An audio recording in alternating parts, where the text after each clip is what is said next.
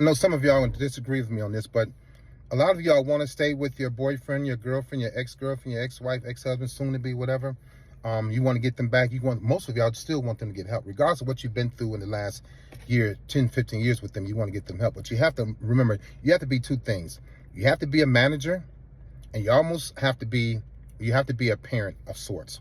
And I know y'all saying, oh man, she's grown, I'm not doing that. Oh, Leon, he's a grown man. No. Yes, they are grown people, but you got to remember their growth, their emotional growth has been stunted since they were a child.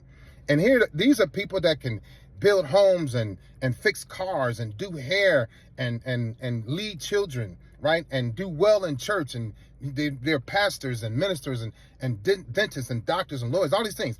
But emotionally, they're stuck. What you're going to have to do, and I know y'all saying, I don't want to do this, it takes too much time. But if you're going to be with them, you need to understand how they think. People with NPD and mood disorder, how they think. From an emotional standpoint, most of them, let's say me, I was a very weak man emotionally, right? First thing I want to do is get mad and deny and discard and curse you out and yell and scream and walk away. Run from my problems. Something I still work on to this day.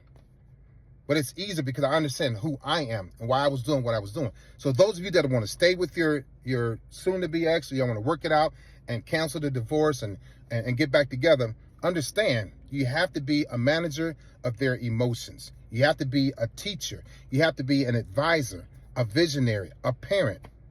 And some of you can do it, but you think about these things. You go, well, my girlfriend said Leon is no good and he needs help. There's no hope for him. And your girlfriend's putting it in your head. Or your boy, yo man, leave old girl alone, man. She ain't nothing, man. She's just gonna sex you up, feed you, and discard and hurt you and take your money.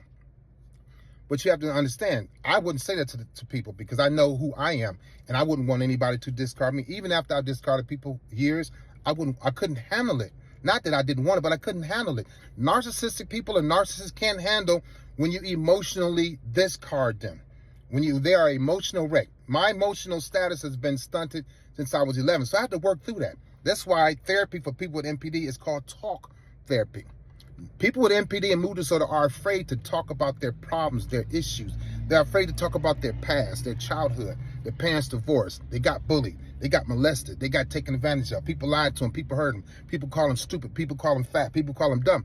They don't want to talk about that. They don't want to hear that in talk therapy. They don't want to hear it from you. Leon, you don't love me like I thought you could. Maybe I don't think you're the man for me. Those things, you have to be careful with that because they'll turn around. They'll do nice things. They have it in them to do nice things, but they also have it in them to be a monster, a menace to society, and a menace to you and your family, even your children. So if you're going to, this is to the people that want to stay, they want to work things out. If they don't want to get therapy, you have to not be a therapist of sorts, but you have to learn how to be a manager of their emotions. It's all about how you convey what you want, what you need. I was easy to manage in a relationship. When she said the nice things to me, it's almost like you gotta stroke their ego and you gotta train them. You gotta teach them, then you gotta train them. This one lady I used to date, she was very smart. She used to always teach me things, and then she made me feel good about letting her teach me things. Because when she say things in a certain way, I was like getting mad, like, why you gotta say it like that? Like I'm a little boy. When in all actuality, emotionally, I was a little boy. And in all actuality, emotionally, she's a little girl. And in all actuality, emotionally, he's a little boy.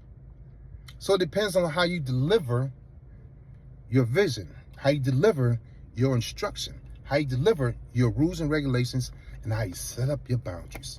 Remember, they're always emotionally stunted, dealing with arrested development. Mine started at 11. Some people start at 5. Some people start at 15. But that's who you're dealing with. You're dealing with some strong people that lack morals. You're dealing with some strong people that can be out here in the community leading, playing sports, entertainment, but emotionally, they're fractured. Keep that in mind and be their manager. You have a good day.